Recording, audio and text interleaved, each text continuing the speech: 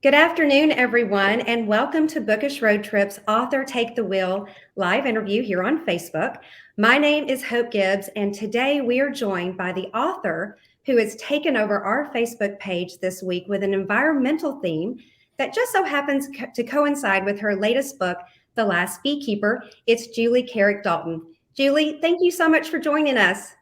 Thank you for having me. This has been such a fun week. I love interacting with all your readers. We have had so much fun, and you have done an incredible job. So, before we get started, I'm going to give our audience a little background about Julie. Julie Carrick Dalton is the author of The Last Beekeeper and Waiting for the Night Song, which was a CNN, USA Today, Newsweek, and Parade most anticipated novel. Her writing has appeared in the Boston Globe, Business Week, The Hollywood Reporter, Chicago Review of Books, Electric Lit, Lit Hub, and others. A bread loaf and 10 House alum, she is a frequent speaker on topics of fiction in the age of climate crisis at universities, museums, libraries, and conferences. When she isn't reading or writing or wrangling her 4 children, you can probably find her skiing, kayaking, or digging in her garden. Again, Julie, we are so happy to have you here. And for those of you who are joining us and would like to make a comment or ask Julie a question, please feel free to do so and just add your name so we know who we're talking about. So let's talk about The Last Beekeeper. Julie, for those in our audience who haven't had the opportunity to read this fantastic book, could you give us a synopsis? Absolutely. I'll give you a little visual to start out with. This is the Last Beekeeper, and I could not be more happy with the cover of my book. Beautiful. It is such a beautiful cover, and I feel like my cover designer saw my book from the inside of my own mind. So when you see that cover, that's what my book looks like inside my own mind. So The Last Beekeeper, it's a near future story. It's set in the very close future. So it's a future you recognize. I don't put a date on it. It's just like hovering out just a little bit in front of us. And it's a story of a beekeeper and his daughter, Sasha, as the world's pollinator population collapses. So this collapse of losing our pollinators more quickly than we expect, it sets the world into a food security and agricultural crisis, which that all ripples out into an economic and political crisis around the world. So that's a pretty heavy backdrop, but the story is pretty tightly focused on Sasha and her father when Sasha's a child. She's 11 years old in one timeline, and then she's 22 years old in the second timeline. So when Sasha is an 11-year-old girl, she lives kind of this idyllic, beautiful little existence with her father on their farm. She doesn't have a mother. Her mother died when she was young, but she and her father have this wonderful relationship where, they keep bees together. They garden. She runs wild in the woods and plays in the creek out back. And she just has this kind of half feral wild child existence and loves her father and is very happy. And then the bees start dying off. And their relationship becomes strained by the loss of the bees. And I won't give any spoilers today, but you find this out in the first chapter. Her father ends up going to prison because he is implicated in some unauthorized beekeeping activities toward the end when the bees are dying off and no one's allowed to keep bees. And he refuses to turn over some research that the government believes he was keeping. So he chooses to go to prison instead of turning over the research. So Sasha is set adrift in the world at age 11 into a foster system. She has no family. And so that beautiful existence on the farm is all of a sudden yanked from her. So then we meet Sasha when she's an adult. She's 22, and she finally has the courage to return to the farm. And she wants to find this research that she thinks her father hid there. So she goes back to the farm, but it's been abandoned for years, and she finds squatters living there. And so if you remember, this is kind of a dystopian world now. Because the pollinators are gone, we've lost a third of the food that humans consume because we've lost our pollinators. So there's a lot of unemployment, hunger, the electrical grid is down in places. So there's a lot of anarchy, and it feels very different than the world we live in right now. And so when she finds these squatters, that's a scary thing because it could be dangerous to approach squatters if they feel threatened. Now they take her in, and she starts to feel at home in her childhood home with these strangers, and they become a family. And writing this group of characters, I hope we can talk about this later, but I love the squatters. They're this found family that Sasha creates. I love the group of them together. And she starts to feel comfortable in this family and thinks maybe maybe I don't need to be looking backwards anymore in my life. Maybe I don't need the answers to why my father did what he did. Maybe I don't need to find this research, and the future matters more, right? So she settles in with this family and is like, forget about the past, until she sees something. She sees a bee, or she thinks she sees a bee. Now, remember, they've been extinct for 10 years. So either she sees one and they're not really extinct, or it's a manifestation of her own grief and her own longing for the bees to be alive. Because one little secret in this story, again, you'll find this early, this is not a spoiler, is she feels slightly responsible for the loss of the last beehive. So she is carrying a lot of guilt, a lot of grief, and she has a lot at stake in thinking that maybe a bee exists. So this bee threatens this new family.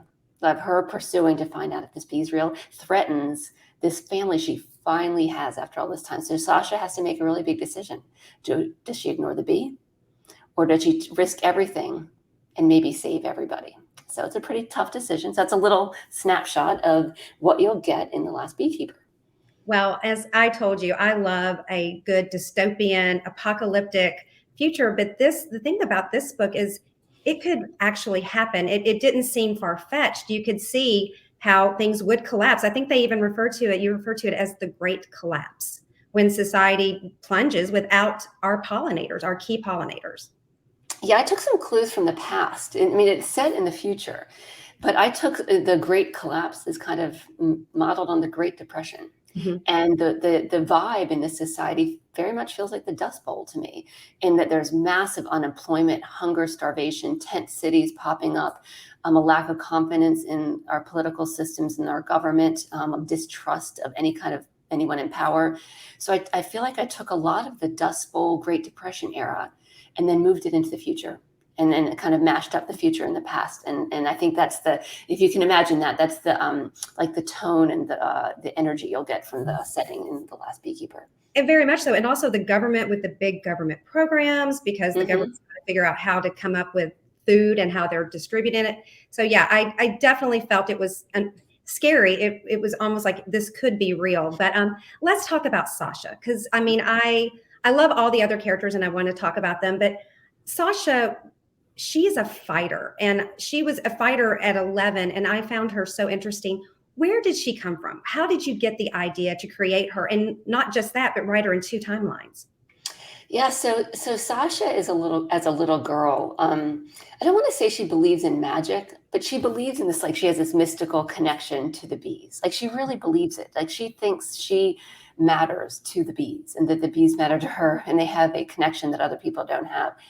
And I think as a little girl, I believed in a lot of magic, like in the forest, in the woods. And I played in the woods so much as a kid. And I used to write scripts that I would make my friends act out in the woods with me when I was a kid. And I really kind of believed in the magic of the forest and nature. And I had a wild and crazy imagination. I used to make just ridiculous stories out in the woods with my friends. So I gave a lot of that to Sasha, that she just fiercely believes in nature and the natural world, and she loves it, and she sees everything through the lens of how it affects the natural world. And that was very much how I lived as a child.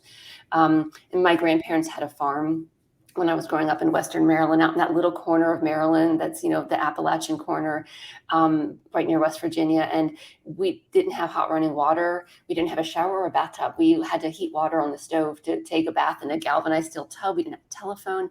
And that farmhouse fed into the farm in the story. So I gave Sasha a lot of my own childhood. Now, Sasha is an adult when she's 22. She's taken that love of nature, but now it's missing. Like the bees are missing.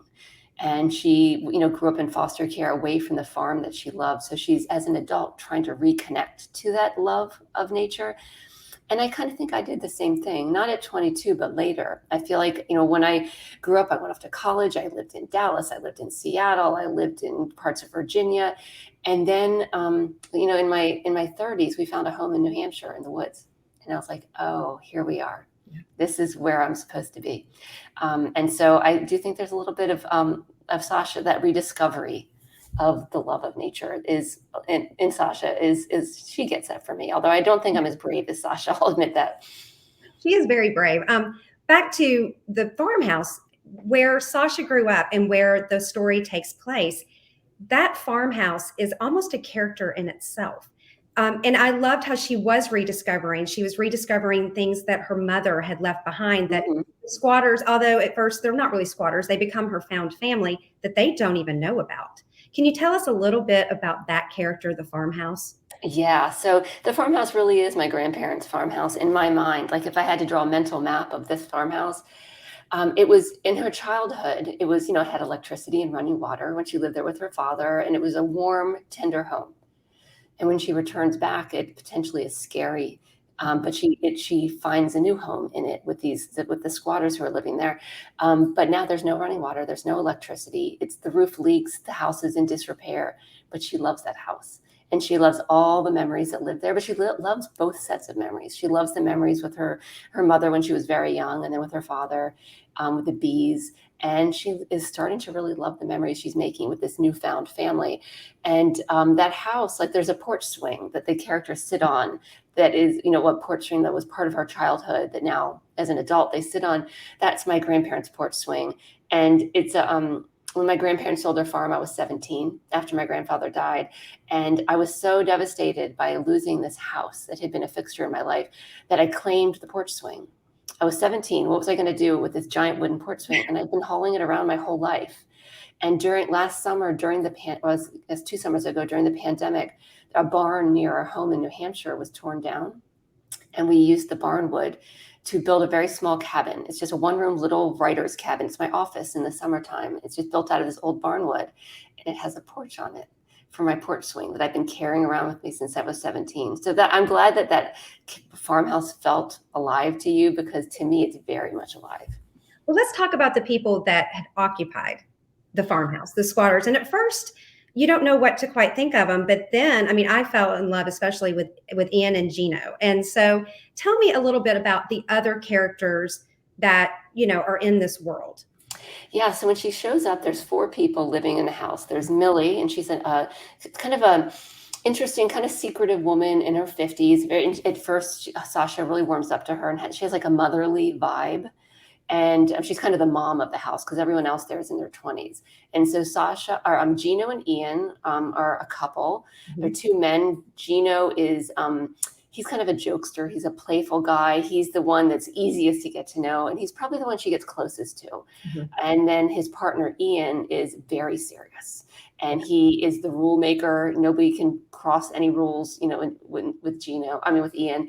And he also he wanted to be a doctor, but the great collapse and the disruption of society, it disrupted his plans to go to school, and he never got to be a doctor. But he is a doctor. Like, he is the caregiver, the healthcare provider for not just this house of squatters, but people in the vicinity come to him for healthcare, and he studies, and he is a caregiver, even though he doesn't have a official degree. And then there's Hallie, who is a 20-something woman living in the house, and she lost all of her family except for her sister.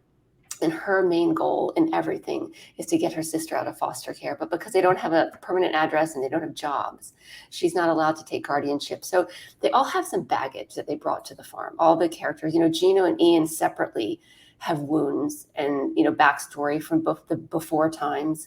And so they all end up at this farmhouse with these backstories and wounds and insecurities. And they all leave them behind in a lot of ways in this farm and are just together. And in a lot of ways, they keep a lot of secrets from each other that come out in not such great ways sometimes.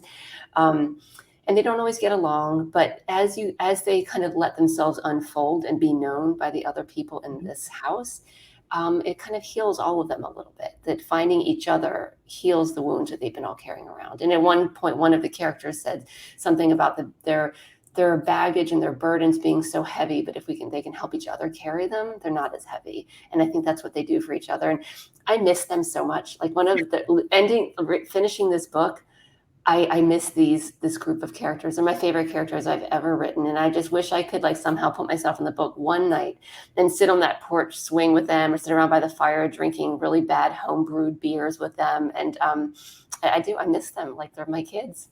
Well, I absolutely love them. But let's talk about why we're here, the bees. They are so important. They're the whole story is based on it.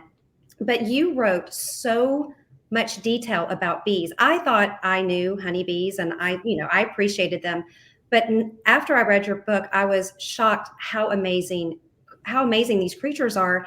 And I thought, how much research did Julie have to do? But then when I read in your acknowledgments, you yourself have been a beekeeper in the past. Can you Yeah. tell us a little bit about your experience with bees? Yeah, so I started keeping bees in my backyard. So I used to live in a small town outside of Boston, and Mhm. I kept bees in my yard. And I really did it I've been keeping chickens in my yard. I think chickens are the gateway to keeping bees. Once you keep chickens, you have to get bees. And I thought I would be adding something to my ecosystem because we all see those hashtags, save the bees, and we're losing the bees and protect the bees. So I was like, oh, well, I can bring some more bees into my local ecosystem, and that's a good thing. So I started keeping them and, doing research, connecting with other beekeepers who mentored me. And I loved these bees. I used to sit outside and watch them coming in and out of the gate, the entrance to the hive, kind of the way you'd sit in front of a fire, just like watching them. And they're so fascinating.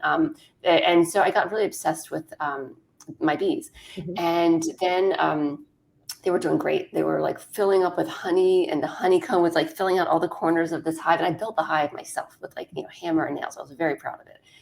And then one day in August, they all died, all 40,000, and they died in a pile. So I was devastated because I assumed it was my fault. Like, what did I do wrong? Like, am I not a good beekeeper? And so I had done a lot of research, and there's a lot of research out there about something called colony collapse disorder, which is when bees fly away and never return. And that's how we're losing so many of our bees. Like the most common way beekeepers are losing their bees is to this, but they don't really know why colony collapse disorder happens when the bees fly off and never return. Some people think that there are chemicals in the environment that are messing up with their little internal GPS systems. Some people think it's like cell signals interfering, but they just don't come home, and we never know why. That's not what happened to my bees, because they all came home and they all died in a pile. And then I realized it couldn't have been a bacteria, a fungus, or a virus, because that would have worked its way through a hive. They wouldn't have died in one day. So I tried again. The next year I got bees. I took care of them. They were doing great. I'm really proud. August, they all died. And right around the same time, you're in a pile. And I came to understand that they died from poisoning, Yeah. from a lawn chemical that someone in my neighborhood was using. I don't know who, and I don't think it was an intentional poisoning, but these chemicals are legal. That's the problem. Most countries don't allow the neonicotinoids in lawn products and agricultural products that the US allows. So whoever was using them wasn't doing anything illegal, and they had no idea they were killing my bees.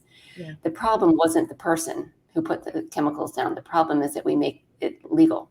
So what happened was I looked at that second pile of bees. I came to understand what happened, acknowledging my own culpability in it, because I buy food from grocery stores that's probably using chemicals like that. I try to be conscientious, but we're all guilty in some way. So I looked at that pile of bees and I was just thought, what if they all died? Like, what if they all died at once? And that was where the book started. I couldn't get the idea out of my head of like the ripple effects it would send out into the world. Like, we mentioned food security, agriculture collapse, which would, lead to hunger, starvation, anarchy, political unrest, unemployment, just goes on and on. That just these little tiny creatures would have a devastating impact if we lost them. So that's how the book started, and I just let my imagination run wild. And also, I should say, to the viewers, this is a pretty dark topic. Talking about like the loss of our pollinators, the loss of a third of the food on the planet that's already straining to feed its people. But this is it's a book about hope. Like I will never write a book that's not entirely infused and steeped in my hope, because as much as I fear what's coming, I have so much hope. So I don't want to scare people off by thinking this is going to be a terrifying, scary, curl up under the bed kind of book, because it's not. It is a scary topic. But Sasha, like me, is like a radical and relentless believer in hope, because I think, if we don't have hope, there's not much to fight for, right? So we need the hope to keep us going. Well, we have got a few people coming in. We've got Mary Sheriff, and she says, I love that you used history to research the future. I agree. We also have a hello from the Rockies. I'm not sure who you are, but hello. And Barbara Conry, she loves your cover. I agree. And Linda, she is so happy to have you here on Bookish Road Trip. And just a quick plug for Bookish Road Trip. We are doing the Bookish Road Trip Reading Challenge. It's a bingo game. And so every time you finish a book in one of the the squares, then you can get a bingo. And so for me, I've been playing along, and because of The Last Beekeeper fits in beautifully with our together or alone slot, and it is multi-generational family, check. Family issues, yes. A character who is stranded, isolated, and alone. So all of our readers or watchers out there right now, if you read The Last Beekeeper, you too can mark off some of your bingo challenge little slots here. I want to talk about, though, back to your saying this book is a book about hope. Your first book was also, and it was Waiting for the Night Song. And it Yes. was also about, not apocalyptic, but it was also a despair kind of story, but it was still about hope. Can you tell us a little bit about that book? Yeah, thank you for asking. So Waiting for the Night Song was my debut, and it's a contemporary story. It's set, like, I don't put a date on it, because I didn't want to hinge it to any specific moment in history, but it feels contemporary. And it's set in the mountains and lakes and forests of New Hampshire, where my heart lives up there. And so, of course, I wanted to write about the woods of New England. So it's about a main character named Katie, and it's also a dual timeline with an 11-year-old girl. I think there's a lot of magic in 11-year-old girls, and just a little teaser for I'm working on a new book. Also has an 11-year-old girl point of view. I think there's something magic about the mind of an 11-year-old girl. So in Waiting for the Night Song, Katie's 11, and then she's in her late 30s. And when she's 11, she and a friend cover up a crime for reasons that they think make sense. When they're 11, it was a bad choice, and they've had to live with this heavy secret their whole lives. And when they're in their late 30s, the secret is unearthed, and they have to return home and face the consequences for the decision that they made and how it affected them, their families, and their whole community, really. And then face the consequences. But home is different now. So in New Hampshire, I have a background in agriculture in New Hampshire. And one of the things I learned working on a farm was that the growing region in New Hampshire has been extended by 22 days in the past century, because the temperature has gone up an average of 4 degrees in the summers. And that's very disproportionate to the rest of the world. Mm-hmm. And nobody thinks of New Hampshire as the front lines of climate change, right? You think of like the wildfires out west, or the hurricanes, or, island nations, under rising waters. But this is a really big deal to have 4 degrees temperature rise. So that's when she's a little girl at 11, and when she's in her 30s, when she comes home, home's a little different. The water level in the lake's a little lower. The growing season's changed. There's more foreclosures on farms. There's invasive species. There are species that are endangered. Waiting for the Night Song, the title, the night song refers to a songbird that's becoming extinct in New England. It's a real bird. And when she goes home, she notices the absence of this song, and it plagues her, like it haunts her, the absence of this song that sung her to sleep when she was a child. So it's about environmental change and damage, but there's hope, because she is an entomologist. She studies insects. You might see a theme here. I really like insects. She studies this invasive beetle in New Hampshire, and nobody believes her that it's shown up in New Hampshire yet. And so she has to fight, and she has to actually break some laws and risk her job, her career, possibly going to jail, to prove that the beetle is there. Because if it devastates the forest during a drought, it sets the stage for a forest fire. So she's screaming the alarm, and nobody believes her. And so she's the hope in the story. It wants to make people wake up and see that there is damage going on here, and it's not in other places. And that's kind of the message I hope people take, that just because we don't live in maybe wherever your readers probably do live in some of these places, but it's not necessarily. I in New England don't live in a hurricane zone. We don't get forest fires very often. So sometimes it's easy to get real comfortable, like, oh, it's not happening to me, but it is. Yes. And it also begs the other question, like, if you don't think it's happening to you yet, who is it happening to, and why? And I think the answers are kind of, it makes you think a little bit, because it tends to be marginalized communities, indigenous communities, Black and brown communities, that feel climate change first because of where they live and perhaps lack of resources. And so if you feel like climate change isn't affecting you yet, that is a real privilege. So maybe think about, why isn't it affecting me yet? And where is it happening? Just little things I like to think about. And you've got 2 more books coming up. I So do. it's with Macmillan, correct? Yeah. I'm staying with my same publisher. I recently signed a contract for 2 more books. They also have environmental themes. They Mhm. both hinge on one little tiny element of climate change. So I have the third book. It's due to my editor in November, so I'm working Good hard. luck.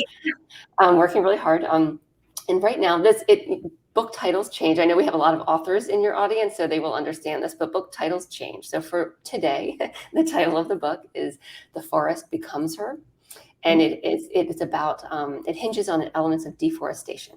Mhm. And it's really about what happens to a community when we lose a forest. And it's not just about the trees or the beauty of nature, but what we really lose, what we lose under the soil, what we lose in our air, the history. And a forest in a lot of ways is kind of a sentient entity because trees communicate to each other through the root systems with chemicals and all sorts of different intricate systems. They warn each other if there's a beetle infestation on one side of the forest through chemicals underground. They communicate so that the trees on the other side of the forest know it's coming, which I think is amazing. So when we lose a forest, we lose a lot. So it's about 3 women that live in an area where a forest was clear cut to build a brand new housing development. And it's about these 3 women's very different connections to this piece of land. So again, it's kind of dark. There's forest is lost, but there's a lot of hope in the characters in the story. I'm really loving them. Especially my little 11-year-old girl. There'll always be an 11-year-old girl, I think. And dual timelines, that's tricky to write. I personally have never tried that, but I read that with The Last Beekeeper, when you did the dual timeline, you tossed one of those timelines and started out completely from scratch. So can you tell us a little bit about that? Yeah, this should make all the writers in the room cringe. Yes, um, I cringed when I read that you threw out half of your book. yeah, so what happened was that the 11-year-old timeline is pretty similar to what it always was, but the adult timeline, I had Sasha living in a city when she was in her 20s, and the squatters were people who also lived in her apartment building in the city. That she got to know this found family in a different location under different circumstances. But I thought putting her in the city was a good idea because it was disconnecting her from the thing she loved, which was nature and the farm, the woods. And she was longing for it and remembering it and wanting to get back. And I had so much angst and longing. I thought I was being so deep and clever. And apparently I was not. I was being boring and stagnant because she was just longing all the time, so much longing.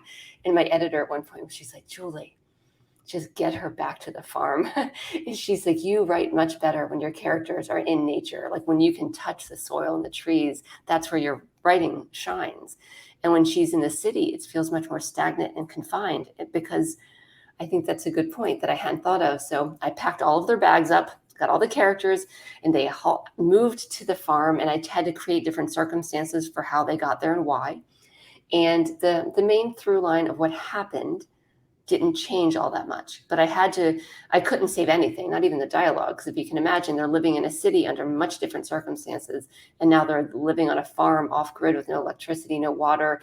I had to rewrite everything, every word of that just ended up in the garbage. And a lot of the world building went with it. I had created a whole new dual currency system in the United States. It was very complicated. And I loved it. I thought it was brilliant. And actually, I really still actually really like this. Mhm. The way that this economic crisis created a second currency in the United States. And I actually think it makes a lot of sense. It has to do with what we consider a livable wage and who gets to decide what's livable and who gets what. It was a lot about the inequalities that exist now and are exacerbated in my future world. All of it into the garbage because it wasn't part of the story. And that's what my editor made me realize. We need to get closer to the characters and the story and all those other things. Maybe I needed to know it, but you don't need to know all of it. Well, after reading it, and again, I've told you this before, I absolutely love it. It's one of my favorite books that I have read in a long time. I can't imagine it being set in a city. So I'm so glad that you packed their bags and you moved them out in the country. We have a Facebook user who said, "I am hooked already due to your descriptions, Julie. We have some wonderful reading ahead of us." Yes, you do. You're going to love this book. Lots of congratulations, Barbara Connery. She says, yes, 2 more books. And she also said, waiting for the night song, loved that book. And again, fabulous cover. So I have not seen that cover, but I do. I love The Last Beekeeper. But we have you for 2 more days for author Take the Wheel. And we cannot thank you enough. And for those of you who are watching on replay, you can still leave a comment and tag Julie, and she'll be able to respond to you. And again, thank you so much. And next month, I will be here with Gloria Coppola, and we are going to be discussing her new book, or her current book, Too Many Goodbyes, a novel of adventure and love. And that's going to be on May the 11th at 1 p.m. But again, Julie, you have been fabulous, and I am so looking forward to what you're going to come up with tomorrow and on Thursday. Well, this has been such a treat, and I love connecting with your writers. And just a little plug, if I may, but I love doing book clubs. So if there's any book clubs out there, I love zooming into book clubs. Or if you're local in Massachusetts, I love meeting writers and talking with them. So if that's anything that's interest, just send me a DM and we can talk. Wonderful. And also, Julie, can you tell our audience how they can keep up with you? Can you give us your social media links or your website? Yeah, so my website is juliecarrickdalton.com. It's just my name. And you can find me on Twitter at Julie Cardalt. So it's JulieCardalt. And on Instagram, I'm at Julie C. Dalton. And I love connecting with folks. If you find me on any of the socials, just say hi and I'll follow you back. And I love hearing from writers and other authors and readers. And it's my happy place. So look me up. Well, thank you so much. And we have been so fortunate to have you. So everyone, thank you for joining us. And until next time.